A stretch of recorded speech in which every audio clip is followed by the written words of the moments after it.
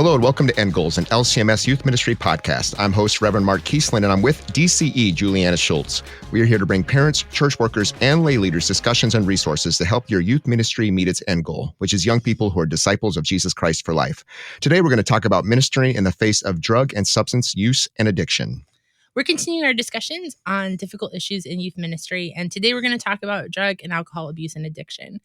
Temptations for teens to use and abuse drugs and alcohol is certainly nothing new.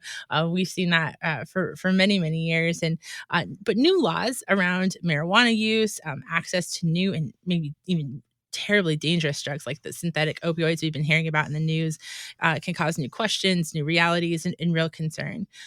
Families and youth ministry have had to work to create a safe place for teens and also to prepare them for the realities in their changing world. And if not, in your family or congregation, all too often our communities are scarred by the effects of drug and alcohol abuse and addiction. According to the CDC, since 1999, around 1 million Americans have died from a drug overdose. And in recent years, those numbers have increased substantially due to opioid-involved overdose. Our youth have to face the loss of friends and classmates and acquaintances, and are often in places they can speak to Christ's hope and healing.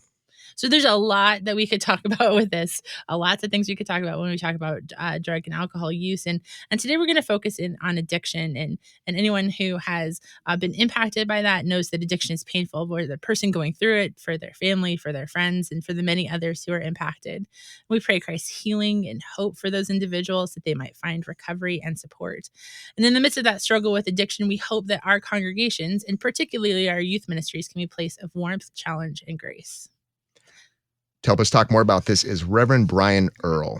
Reverend Earl is a board-certified chaplain currently serving in mental health populations at the Raymond G. Murphy Medical Center in Albuquerque, New Mexico, and has been doing that since 2019. Before that, Brian completed a VA Interprofessional Advanced Fellowship in Addiction Treatment at West Haven, Connecticut, VA. Brian is an ordained LCMS Pastor, and before being called to chaplaincy in 2015, Brian served as a parish pastor in Nebraska. He and his wife, Christa, have 3 children and 2 cats. Welcome to the podcast, Reverend Earl.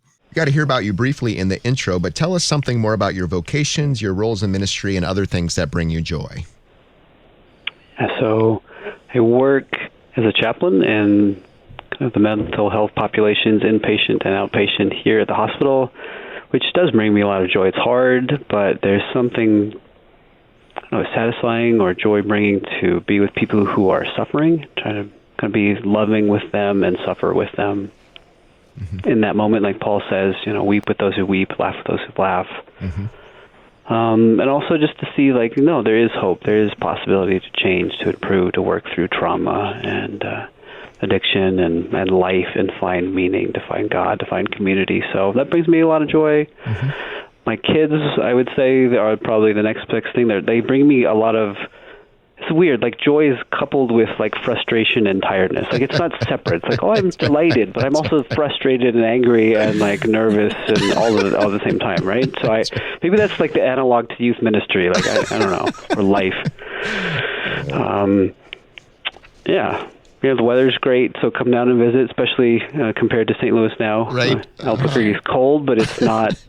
You get mad if I told you how cold it was. So that's right. We're very jealous. We're very jealous in the middle of our winter. So one of the things that we love to hear from our guests is about their junior and senior high school years. Can you share about how Jesus used a key moment or moments or people to keep and bring you close to him and the church in those years?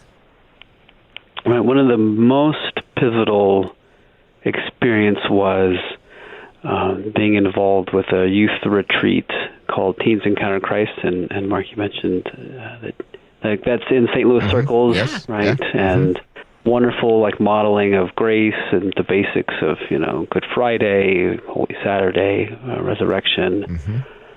Seeing people who are my age, confess their own, faith that God is real. We can connect to him. There's love. Just so powerful. Mm-hmm. And the time I started to realize, just because my parents and other adults believe this doesn't mean that it's true, or even if I wanted it to be. So that really, I can't overstate how pivotal that was. Mm-hmm. Seeing that God actually loves me specifically. Mm-hmm. So. I volunteered as a kind of a youth, and I actually even an adult much later, in subsequent retreats. Great.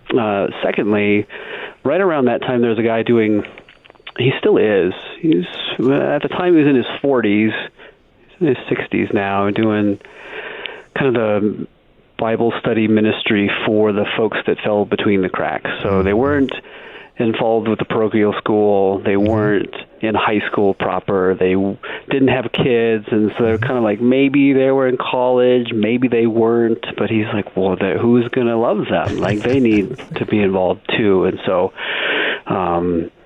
that he reached out, and he, in fact, some of what we'll talk about today is certainly informed by him, because he still is involved a lot more in youth ages than I am. And so, yeah.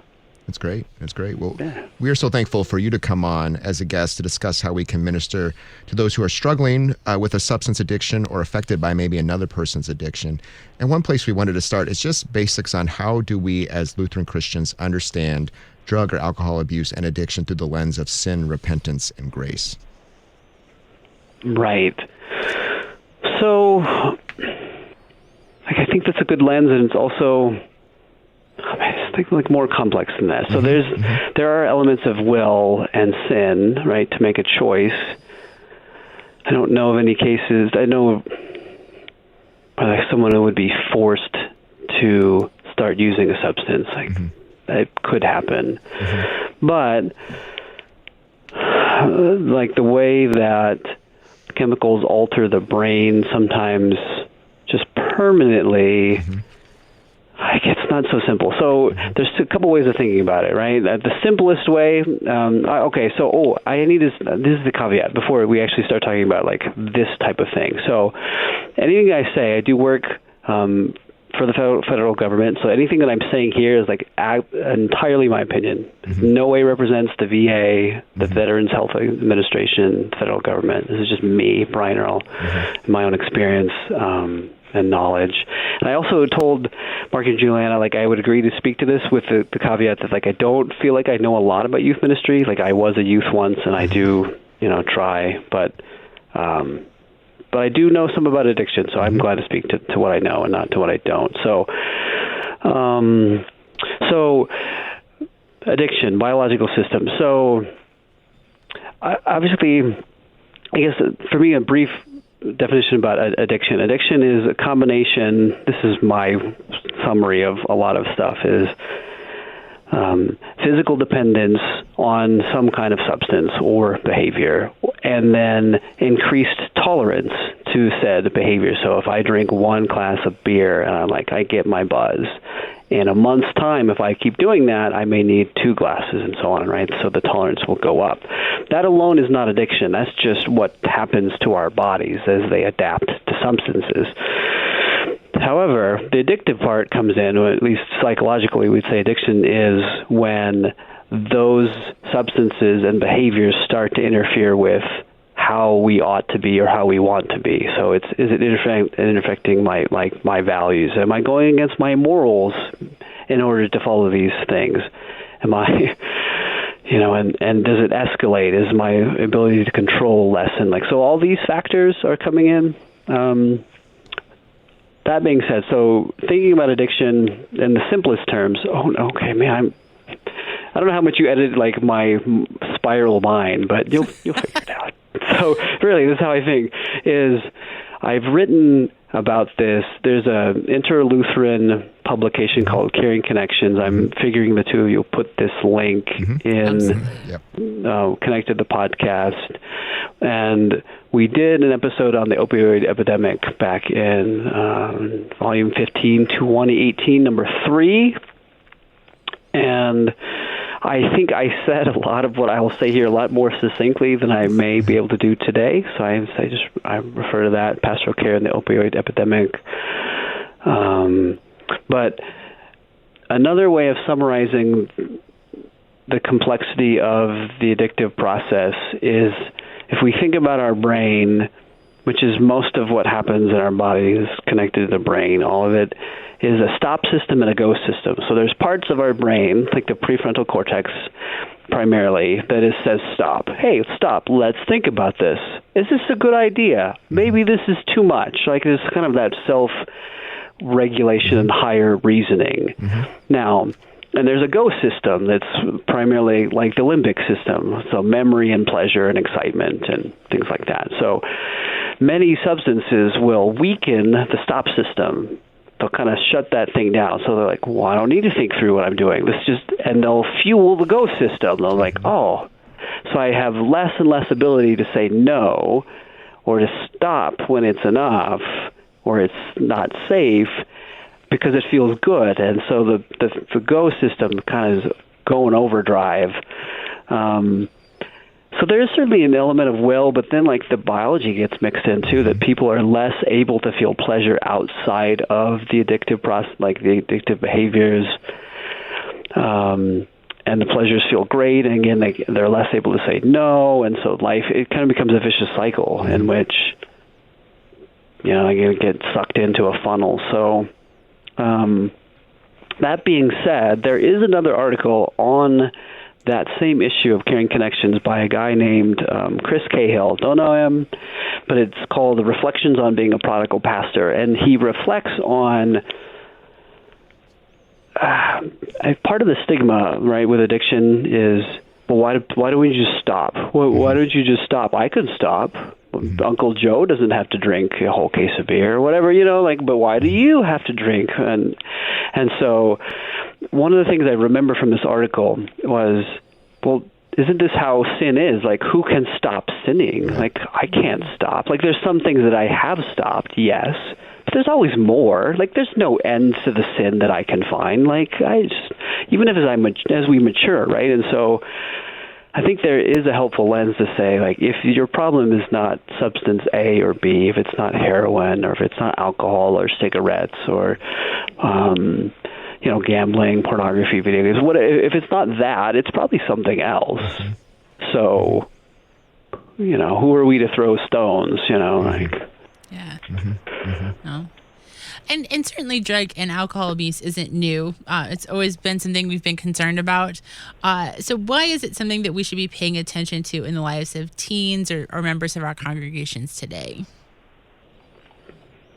Well, I mean, some of it's part of life, right? And secondly, I think with the youth, there is some research. I'm more familiar with the use around marijuana, especially in Albuquerque. In New Mexico, recreational marijuana is now legal. I don't know if you knew that. And there's research to show that earlier onset starting use of marijuana actually has much like longer-term negative effects. So long-term negative like psychotic symptoms. Marijuana actually has psychotic symptoms that are built into it, not just feeling chill and kind of happy. Like, no, there's other things that. So especially for the younger folks, like it's actually a little more dangerous for them to experiment when they may be more curious. And I don't know the research about other substances, but it would make sense to me that could potentially be true across the board. The brain's not fully developed. So that's one reason. With specifically about like opioids, they are like the advent of fentanyl. Fentanyl is a synthetic opioid. It's very potent, and so which is why it's quite popular, I think, because you can get quite a big high for a lot of bang for your buck, if you can say it that way. So, but it's also dangerous. Then I think it's much easier to overdose on fentanyl than a lot of other things. Even just someone let's just try this one time. One time may be too many times. Where alcohol, it's like if you try one time, like you could probably try it one time and not die. Like you certainly can. There's a lot of circumstances where that's true, but not just from the substance itself. That's another thing. The other part, I think, why should we be paying attention? And this goes into some of what else you kind of may want to ask too, is to think about. There's a lot of reasons, like. A drug or an addictive behavior is not, I think, at root a problem. Like at root, it's a solution. It may not be a very good solution, right? Maybe a sinful solution, maybe a poor long-term solution. And so with adults, I'm often trying to explore, like, what is this? What are you trying to solve? Like, are you trying to escape the pain of life, the physical pain? Is there stress that's going on? Is there some sense of belonging? Oh, my friends use, this is part of being a part of community with these people? Okay. Is it curiosity? Yeah, the word why may be quite interesting actually to try substance A and B, maybe for the pleasure. So exploring some of those things, like those deeper needs, I think is where like the church we can be called into, like, oh, you want belonging? Oh, hopefully we can be part of that. And so there's less of a need to find belonging somewhere else. Or, if there's pain of life is painful. So yeah, we should talk about it with people of any age. Like, life's not just happy roses and wonderful times all the time. No, it's actually quite painful. Job is quite right. Like, life is suffering. And sometimes it does feel like maybe it would be better if I had never been born. Like, yeah, that's a real thing that people feel. So, and those can be some good inroads to just life. Absolutely. Around those things, like I appreciate you really talking about how addiction really is a pretty complicated matter, or certainly can be, what's going on in the life of a young person or anyone who's dealing with that. So I want you to go maybe a little bit deeper on what you just said there. Are just from your experience or some tips maybe that you'd give, what are ways that youth leaders or pastors can open up those discussions about maybe drug use or abuse if they see that or suspect that maybe in the life of a young person, or maybe know it? And maybe what is some things you might give to a pastor or someone to help a young person who's maybe dealing with addiction? So I'll share from my own space. So I want to say this earlier, that like, I have my own personal experience with addiction as well. So like, I am able to lead in a way that maybe others don't, because I can say, well, I identify with that. And so with adults, it seems simpler to me. And I have a question for you guys about this too, because there's some split in my mind. For example, and it may just be with my own addiction, like for many years, here's the really short version of had a struggle with internet pornography for years, at probably pretty serious, like addictive levels. Like, it was very disruptive, and obviously always problematic in a way that, and sinful in a way that alcohol necessarily is not. So like, there's that element. So some of the things that helped me, and I've seen with, for example, in 12-step groups, I think that help them be kind of healing spaces would be, some of it's identification. Just like, I have pain, you have the same pain. Like, there's some camaraderie that just shows up because of that, right? The common bond of shipwrecked survivors. Secondly, and my mentor would say this, the mentor I mentioned earlier, he would say that it's the gift of going second. And that if anyone first says, I have a problem, then someone then has a gift, like, well, I don't have to be the first one to say it. Like, oh, someone else has already opened that door and done that risk, and like, oh, and the world didn't end, and the people didn't like get the pitchforks out and say, get out of here. Like, oh, well, maybe it's possible then in this space to be vulnerable. And then one of the big tenets, I would say, of certainly the pastoral office, but and I wouldn't say just ministry, and certainly 12-step ministry would be like confidentiality. Like, it's one of those things, if you go to a 12-step meeting, they're like, what you hear here, it stays here. Then people can bring their own stories wherever they want, but it's the knowledge that I won't violate your own pain and your own confidentiality, what you say. And so I've been thinking about that with running the youth group that I have now, like, well, telling them, like, what you say here, like, I keep it here. Except maybe there may be times when your own safety is at risk, or maybe someone else. So there may be times when I will need to share it, but I'm going to talk with you about that. But otherwise, I won't share that. You can share some things, but and then, so kind of creating spaces like that, and if someone, and this is where the transparency comes in. I'm wondering to myself, and what you guys who've been in youth ministry for a long time, like, what are the lines for transparency with youth? Like, I don't know. Like, there's some there's always inherently some risk in sharing. And so even to share from my own spills, say with addiction, I'm like, I have shared it. With adults, it's easier. I know how to navigate that. But there's always a risk. There's always kind of a cost-benefit analysis in my head, and like maybe the prompting of the Holy Spirit are like, is this the time? Is this useful? Is this about me? Is this about them? But with the kids, it's like different. Like, am I introducing something like negative to them? Am I like, is it too much information? What happens when the parents find out? Like, do I vet it with the parents first? Like, there's just so many layers that I just don't know. Yeah. Because I would say if you can be transparent about any level of pain with them, like, that's the road. That's the way to do it.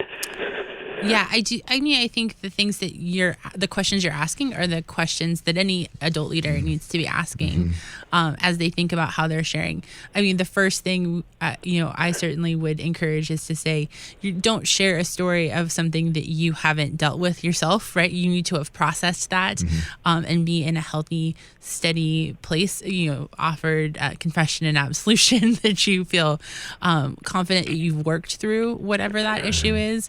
And that you are watching and making sure that you're sharing it for the right reasons, right? I'm sharing it because it helps my young person in this particular case, and I'm sharing in a way that's limited in order to help them understand God's grace, understand God's love that I've experienced to point back to Jesus.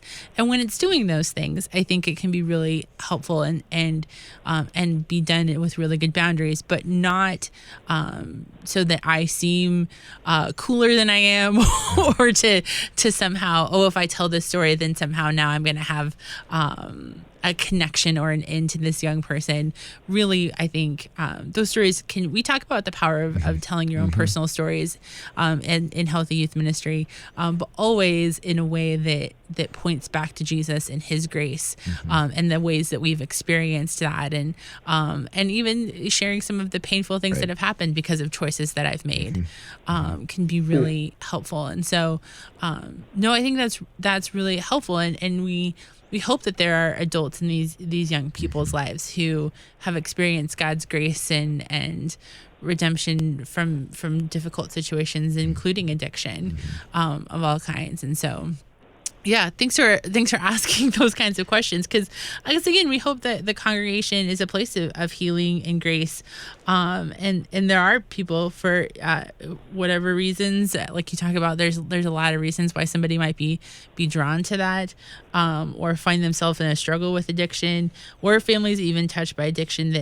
that may not think the church is a place of healing and connection. So, can you help us think about some ways that youth ministry and congregations can be a place of love and support when you have a situation, whether that young person's dealing with addiction or they just know someone who is? Mark, did you have anything to add on my own curiosity to it? No. I'm thank you so much for all that. I really appreciate it. I think there's both that said. I mean, Julianna, I think, touched on it, but it's, in that transparency to talk about, again, the seriousness of it, certainly. And I think sometimes, again, that pain that can come through it. And I think sometimes they're in those conversations, you get to know someone, there's going to be times for, humor might play into it, but yet to not lose the seriousness of it too, both from what the young person is maybe struggling with and dealing with, to not make light of it. And then also to, be able to make that connection, to be able to, again, speak law and gospel into that situation is so important that you hear, again, both of Christ's forgiveness and grace in it, but then also certainly we understand the consequences of what's happening and how, like, going back to the complexity, like you said, the complexity way in which that sin or those issues can then also relate relationally along the way too. So that is, again, that's something that we take lightly, but we see, again, the complex situation it can be able to speak God's grace into it. Yeah. Yeah, and I think part of maybe and maybe this is to this next question about how can congregations and youth ministers, kind of the fight against what may be the stigma, to say, there actually are, I don't know if I would say legitimate reasons, there are actually pretty intense reasons, or very weighty reasons that people do find drugs and they use them. And so to really kind of give that its true value, and not say it's not the greatest thing, but like, oh, okay, I really understand why you're thinking about that, or why you would want to do this, or why. Same thing with like any sin. Like sin at some level is like, yeah, it's quite interesting and pleasurable. Like there are things that are not helpful or desirable, not of God's will, that we're still drawn to them. So to kind of give that full weight, like, yeah. Or I think it's Hebrews, right? There's no temptation except what's common to man. Like, and so I think the value of being transparent, if it's not particularly about addiction, but just some other issue of life, is to say, like, yeah, what you say, like I tell people all the time, like, you probably won't tell me anything that will surprise me. It's possible. It is quite possible. Like, I'm not that old, but I've heard enough, and I've certainly thought enough in my head that I may or may not have done. Like, the heart is wicked above all things. Like, who can know it? Like, and I have one of those, and so you know. Yeah. So the other, I guess, there's a couple other things about like that. I think a barrier for congregations, and maybe this is related to like the size of group as well. It's like there's the idea of like that Christian mask. Like, I need to put up this mask of like, things are good. I love Jesus, things are good. Or I love Jesus, I have it all together. Or I have it enough together that I don't need help. And where does that come from? Is that just like pride of like that just sits with all of us, or like this God opposes the proud and gives grace to the humble, and so like there's some part of me that opposes God himself, like I don't need you, and I don't know how this happens. Again, I'm thinking from the pulpit, like how much do you, again, that levels of transparency of like struggle, like how does that happen? And it happens at all levels. So at the youth ministry level, I think there's an advantage potentially because it may be a small group, 5, 6, 10, 15, in which it's easier to give confidence and speak a little bit more bluntly than it may be to a group of 100. There's just so many other things to consider. The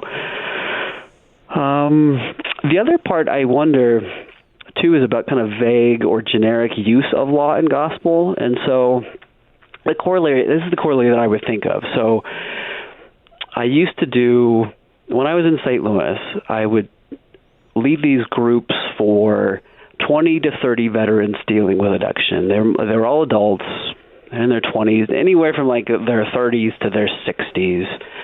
And I knew that probably half of them, I don't know, a good chunk of them probably had some pretty negative experiences with some Christian church somewhere. And therefore were like, I don't want God, none of that.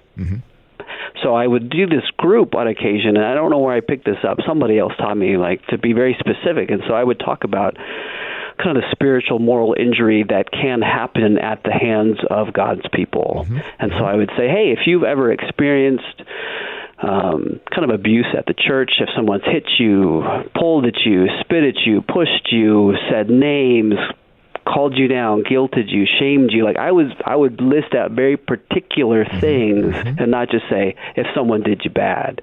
Well, what is that? That is nothing. Like, no, like I think the granularity is very powerful. Because, and the same thing would go with like the law. Like, I think the more particular it is, at least to me, like the corporate confession is valuable that we do. Like there's a few set ones that come up from time, from in the circles in LSB, but I don't feel a lot of the conviction there. Like when I say like I'm a poor miserable sinner, like it doesn't hit my soul. But if I tell you that like, yeah, I'm kind of a self-centered liar and I really, really struggle with this addiction, and like now we're cutting to places where I'm like, I don't like this. I don't like this. And so I'm actually now hungry for the gospel. And so if we can kind of pair that up, the specificity of the law within the specificity of the gospel, like, yeah, to those people, the people who are drinking themselves silly, the people who are really curious about heroin, the ones who are, they're thinking about crack, like thinking about over here it's meth, like the ones that are using that, like those are the people that God loves. Those are the people that Jesus died for. Yeah. Or the other side that we haven't talked about as much, and I don't think about it as much because I don't see it here at the hospital, is say I don't have the addiction, but my family member does, my parent, my brother, my uncle, my grandma. like, that's painful. Like, this is a family disease. Like, this is a system, right? This is a family disease. And so how do I deal with that? Like, and to speak about the long gospel there, like, I love Grandma, but I hate this part about her so much I have no idea what to do. Like, I love and hate so vehemently, or I don't feel safe around this person, or I don't know if I will get, my good uncle or my bad uncle today, because did he drink or did he not drink? Like, all of that gets wrapped up. And if we can be very particular somehow about allowing some of that specifics rather than, I think the gospel can speak into those moments. Yes, Jesus loves you even when you have no idea how to feel about this family member, all that rage and fear and upset and pain, and like, yeah, Jesus still loves you, and we're going to try and love you too. And this is not something that's solved in a day. It's like a lifetime thing. Like even after the fact, for people who have like lost people to addiction, whether it's overdose or an accident, like a car accident, like that doesn't like go away. One of the things my mentor said regularly said, how much would it be worth to you when life is so bad that you feel your guts are going to fall out? How much at that moment would it be worth to you have someone come next to you and say, I'm going to be here. I'm going to just be with you in this time. I'm going to love you. As I get older, more and more, I'm like, thank you. Like, that's it. Like, the gospel made flesh. Like, you can tell me Jesus loves me with your words, please do. But then if you just walk out the door, like, what am I going to do now? Like,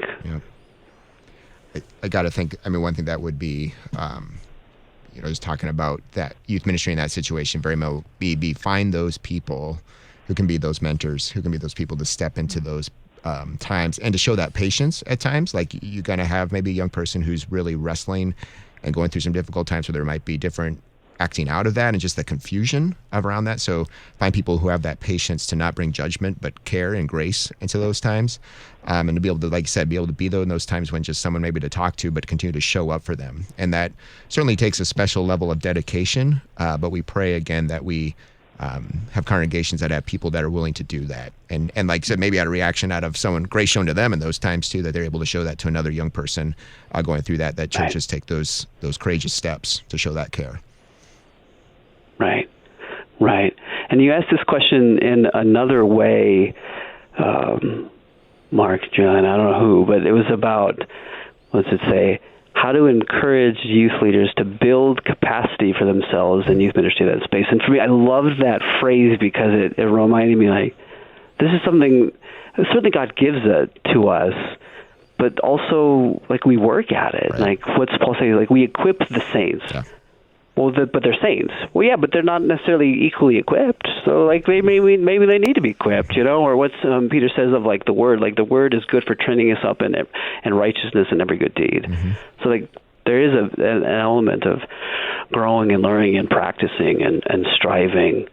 Like, how many hours and did the disciples spend with Jesus? Like, we just don't even know. We just get such a small glimpse of, like, who knows how much they needed to just imbibe of that. And so, and I guess that's the other part of working with addictions. It's just a painful truth, and this is true like any sector of life, I think, but not everybody makes it. It's a really sad truth. It's a really deeply sad truth. And even with the youth ministry, like, there's always this risk, right? Like, the youth that we love now, when they leave the nest, will they come back?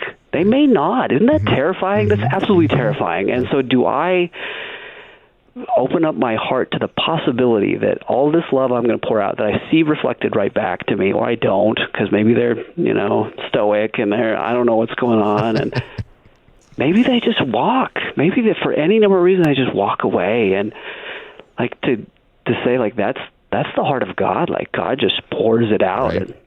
And some just say, I don't want it. They just walk. They walk away for any number of reasons. They fall away. Satan comes in. Like, there's all the things, and it's just like, I don't know. And maybe that's part of, like, the conversations that I appreciate now as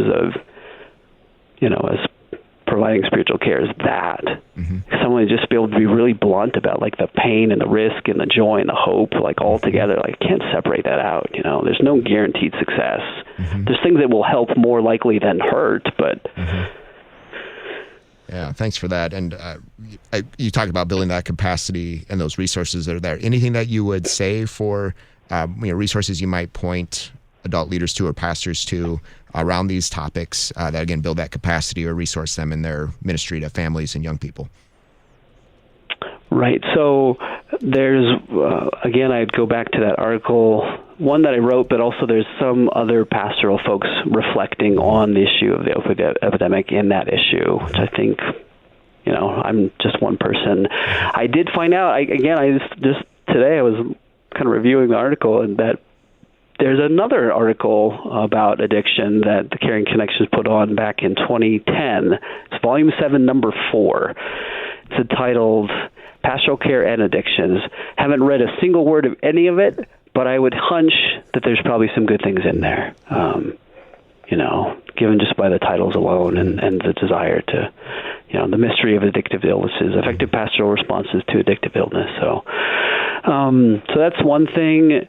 Secondly, I would say to any youth group leader, attend a 12-step meeting. Find one that is open. If a 12-step meeting is closed, it means that they only want people who have that particular addiction to come in for their own, kind of safety and recovery. But there are many open meetings, and you can find them especially now, it's very easy. You could, if you wanted an easy in, you could do an online Zoom meeting. So much of our life has shifted online, so you could do that, though I think something would be lost to not show up in the room and feel the energy. So I would highly encourage, just find a meeting somewhere open, just show up, and when they ask, hey, why are you here, just to say, hey, I want to know how to love a young person who has addiction. I don't know. Please, I'm just here. Mm-hmm. In fact, even if you could even ask further, depending on like the flavor of the group or the feel of the group, I would think it would be appropriate and fascinating to ask,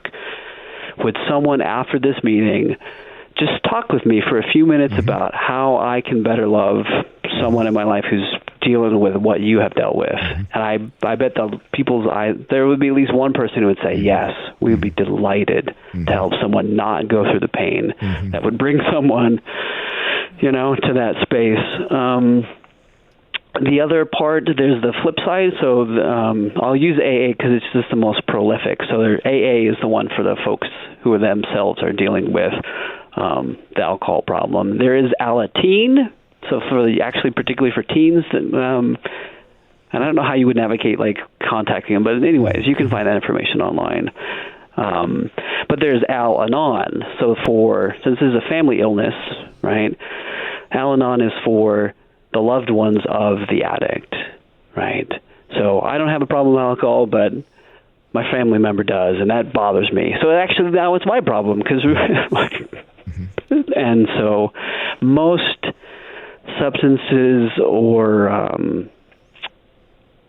behaviors that have a 12-step meeting will have a sister program. So whether it's Cocaine Anonymous will have C-Anon, or Narcotics Anonymous will have N-Anon, or Sexaholics will have S-Anon, or I assume, like, how big are these programs? How do you get a hold of them? But like that'd be a good place to start. Secondly, there is a Christian-based 12-step program called Celebrate Recovery. Churches will host these meetings. In fact, there's some churches that really kind of form out of these groups where they have a teaching, kind of like a pastor will come up and speak, and they use the 12 steps as outlined, back in the original by AA, but they still acknowledge that there's not just any higher power. There is, Jesus is the highest power, and so we acknowledge him. And I imagine, just look around. There may be some in Albuquerque. There's at least 2 or 3 of those meetings. I imagine, like St. Louis, there's going to be, a handful of them. And so that'd be a good place to talk.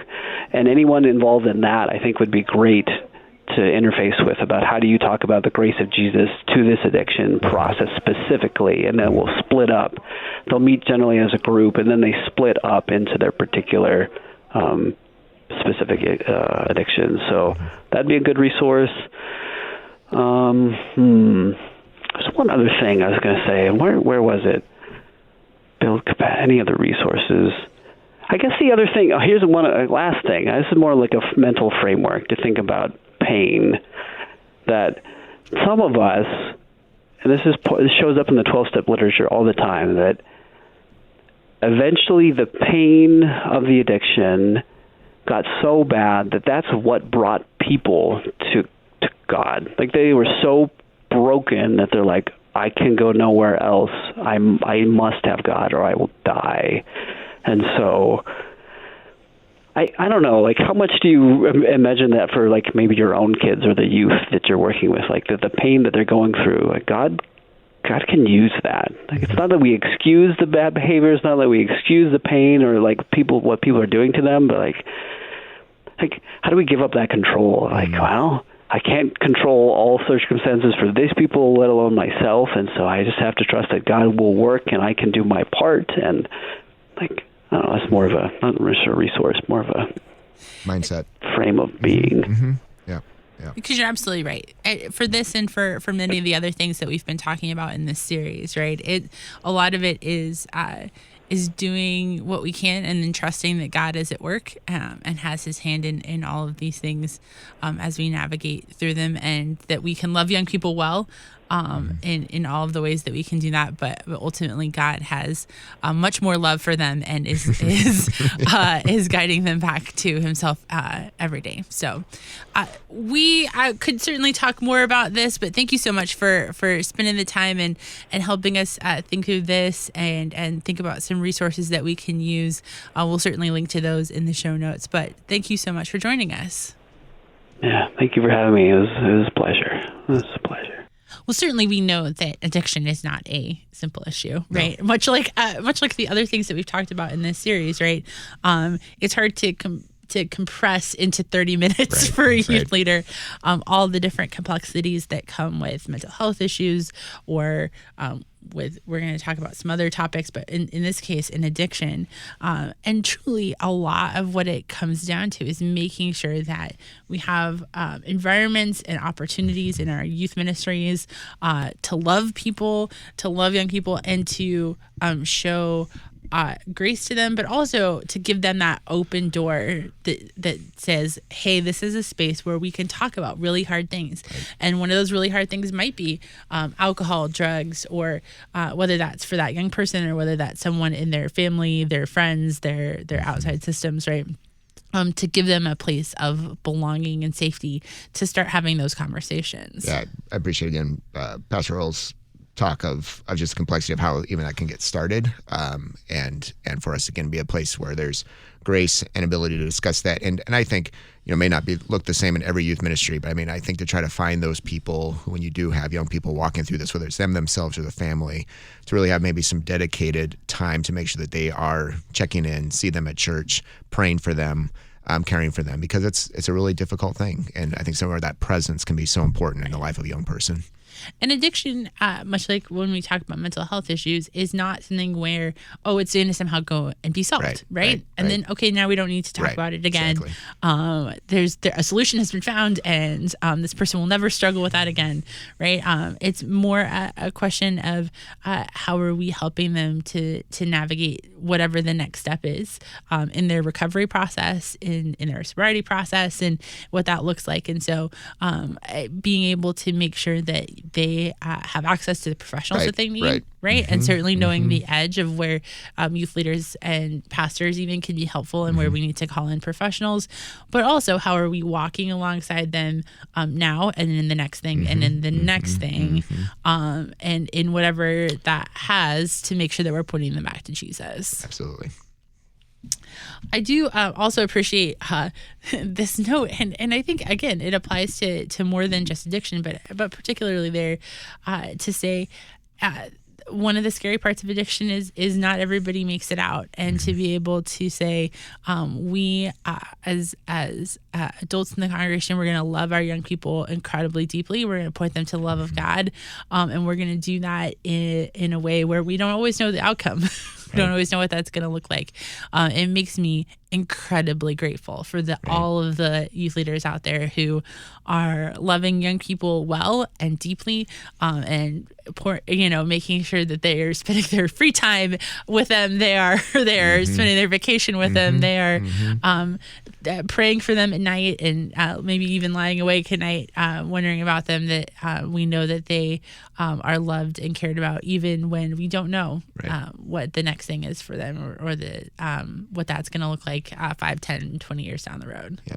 It's often those stories that we heard about in these last months, again, about those uncertainties where, again, people stepped into those areas of care and concern that really motivated us to want to do this and be able to encourage others to be able to be in those places and keep praying and, again, keep pointing people to Jesus in those times and showing God's grace. So some closing questions for you to consider. How can you be helping young people to feel belonging and give them an open door to share with their struggles? Does your pastor or congregation have access to trustworthy professional help in the face of substance addiction or abuse? Do volunteers and leaders in your congregation know the process for accessing such support? And how can you support family and friends of someone who might be struggling with addiction? We will continue to keep you in our prayers as you offer warmth, challenge, grace, law, and gospel with those impacted by addiction. And may God give you wisdom, hope, and comfort as you walk alongside youth and adults in your congregation. End Goals Podcast is a production of LCMS Youth Ministry and KFUO Radio. To find out more about LCMS Youth Ministry or to find links to resources mentioned, go to kfuo.org/youthministry. Thank you for listening and caring for the young people of our church.